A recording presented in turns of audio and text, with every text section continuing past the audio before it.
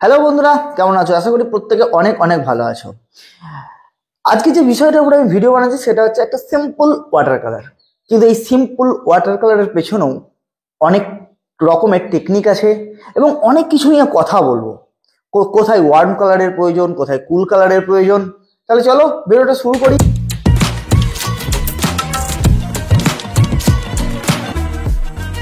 Welcome to my channel motivational art and teaching থেকে আমি অনিরুদ্ধ।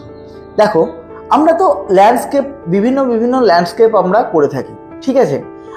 আমাকে কিছুদিন আগেই কমেন্ট করেছিল যে স্যার, ল্যান্ডস্কেপ করতে গিয়ে কতটা পরিমাণে আমরা ছবিতে ওয়ার্ম কালারকে রাখবো এবং কতটা পরিমাণে আমরা কুল কালারকে রাখবো। তাহলে এই কুল কালার আর ওয়ার্ম কালারের পরিমাণ ঠিক কতটা হলে আমার ওই ছবিটার একটা ব্যালেন্স রূপ পাবে, আজকে সেটা আমরা দেখতে চলেছি।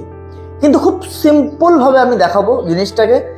কোনো রকম যে একটা বড় একটা সাবজেক্টকে তুলে এনে আমি দেখানোর চেষ্টা করব না, কারণ যতটা সিম্পল সাবজেক্টকে আমি নেব ততটা সিম্পল ভাবেই কিন্তু আমি বুঝতে পারবো, আর ততটাই বিগিনার্স থেকে আপার লেভেলে পৌঁছানোটা আমাদের সহজ হয়ে যাবে।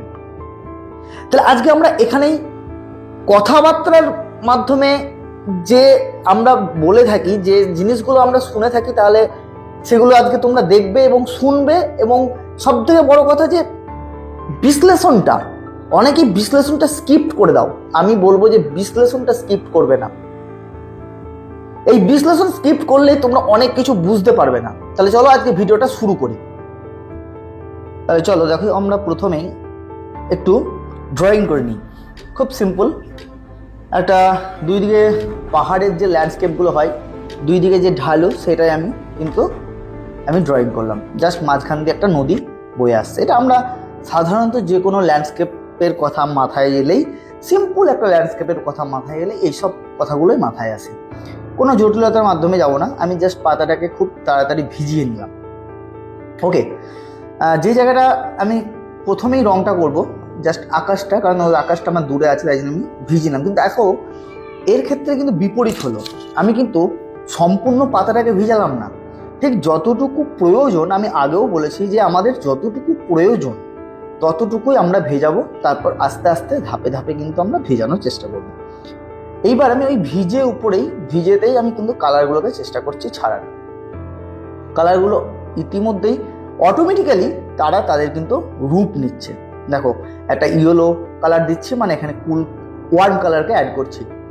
চারিদিকে দেখো কুল কালার, তার মধ্যেখানে কোথাও যেন ওয়ার্ম কালারের ছিটে। এটা দেখে মনে হচ্ছে তোমাদের কাছে হয়তো এতটা ওয়ার্ম কালারকে দিয়ে দিলাম, কিন্তু যখনই আমি ল্যান্ডে ওয়ার্ম কালারকে ইউজ করব, তখন কিন্তু এই যে একটা আকাশে একটা ওয়ার্ম কালারটা দিয়েছি, এই ওয়ার্ম কালারটার সঙ্গে কিন্তু ল্যান্ডের একটা ব্যালেন্স তৈরি করবে। তো আমি প্রথমেই বলেছি যে ওয়ার্ম কালার এবং কুল কালারের যে ব্যালেন্সটাকে কিভাবে রাখতে হয়। দেখো, সবুজটাকেও আমরা অনেকটা কুল কালার এর মধ্যেই কিন্তু ধরি, কমপ্লিমেন্টারি কালারের মধ্যে ধরি, কারণ এখানটায় কুল কালার এবং ওয়ার্ম কালার মিশে আছে। ইয়েলো এবং গ্রিনকে মিশিয়ে, ইয়েলো এবং ব্লু এটাকে মিশিয়েই তো আমাদের গ্রিনটা হয়, কোথাও কম বেশি করে। এই জায়গাটার মধ্যেই কিন্তু লুকানো আছে ওয়ার্ম কালার এবং কুল কালারের যে মিশ্রণটা। দেখো, আস্তে আস্তে আস্তে আস্তে কিন্তু আমি কুল কালারের মধ্যে, আমি গ্রিনের মধ্যে কিন্তু ডার্কটা কিন্তু বাড়াচ্ছি, যত আমাদের ল্যান্ডস্কেপটা কাছের দিকে আসছে। এই জিনিসটাকে জাস্ট মাথায় রাখতে হবে। আর আমি এই ছবিটা, এই ল্যান্ডস্কেপটার মাথায় ফোকাস রেখেছি, মাথার জায়গাটা, জাস্ট দূরের জায়গাটাকে আমি ফোকাসে রেখেছি। ওকে, তো এই কুল কালার, আমাকে অনেকে প্রশ্ন করেছে কুল কালার ওয়ার্ম কালারকে কি করে ব্যালেন্স করবো। প্রথমত আমি বলবো যে কুল কালার আর ওয়ার্ম কালারকে ছাড়ো, কুল কালারকে বুঝতে শেখো, কুল কালারের ক্যারেক্টারকে বুঝতে শেখো, ওয়ার্ম কালারের ক্যারেক্টারকে বুঝতে শেখো। দেখো আমি কিভাবে এখানে ওয়ার্ম কালারকে ইউজ করেছি, আমি কুল কালারকে তার সঙ্গে কিভাবে ইউজ করেছি। ওই যে আমার আকাশটা ভিজে ছিল, ঠিক আছে, কিন্তু ওখানকার যে এজটা, ওই এজটা কিন্তু আমার একটু একেবারেই সফট চাইছিলাম না, যার জন্য কিন্তু একটু শুকিয়ে যাওয়ার পর, একবার হার্ড শুকানোর পর কিন্তু নয়, জাস্ট সামান্য একটু শুকিয়ে যাওয়ার পর কিন্তু ওই কাজটা, ওই যে টোনটা কিন্তু দিচ্ছি আমি। ঠিক সেম এইদিকেও আমি একটা কাজ করবো ব্যালেন্সকে ঠিক রাখার জন্য। এবং এই দিকের যে গাছটা, সেই গাছটা কিন্তু একটু সামান্য বড় হবে এবং আমরা শেপটাকে ধরার চেষ্টা করব। তো এইভাবে তোমরা ওয়ার্ম কালার আর কুল কালারকে তোমরা দেখতেই পাচ্ছ কিভাবে ব্যালেন্স করছি আমি। আর তার চেয়েও বড় কথা হচ্ছে লাইট অ্যান্ড শ্যাডোকে ব্যালেন্স করা। তুমি ছবির মধ্যে যতই ওয়ার্ম কালারকে ডেকে আনো, যতই কুল কালারকে ডেকে আনো, যতক্ষণ লাইট অ্যান্ড শ্যাডোকে তুমি ম্যানেজ করতে না পারবে, ম্যানেজ করতে না শিখবে, ততক্ষণ তোমাদের কাছে কিন্তু ওয়াটার কালার ধরা দেবে না। তা এইভাবেই জিনিসগুলোকে বুঝতে হবে এবং এইভাবে জিনিসগুলোকে প্র্যাকটিস করতে হবে, ঠিক আছে? আরো একটা তোমাদের কাছে অনুরোধ করব, ঠিক এইভাবেই চ্যানেলে নতুন হলে জাস্ট আমার মোটিভেশনের জন্য একটা সাবস্ক্রাইব বস, একটা কমেন্ট, একটা লাইক অন্তত করে যেও। কারণ তোমাদের লাইক, সাবস্ক্রাইব অ্যান্ড কমেন্টই আমার কাছে অনেক অনুপ্রেরণা জায়গায়। আমি প্রত্যেকটা ভিডিওতে বলি, অনেকেই তোমরা ভিডিওটাকে দেখো কিন্তু সাবস্ক্রাইব করো না। সাবস্ক্রাইব করার জন্য কিছু লাগে না বস, বাস এইটুকুই আমি বলবো। দেখো তারপরে দেখো বিশ্লেষণটা দেখো, জাস্ট এবার ডার্কটা দিচ্ছি আমি। ডান দিক থেকে লাইটের জায়গাটা ধরেছি এবং সেই লাইটটাকেই কিন্তু আমি বাঁচিয়ে রাখছি এবং বাঁ দিক থেকে আমি ডার্কনেসকে ধরতে থাকছি। আমি প্রত্যেকবারই বলি যে লাইটের অপোজিটে ডার্ক অবশ্যই দরকার, সেটা ওয়াটার কালার হোক, সেটা পেন্সিলে হোক, সেটা যে কোনো মিডিয়ামে হোক, না হলে তোমার সেই লাইট অংশটা মানেই আসবে না।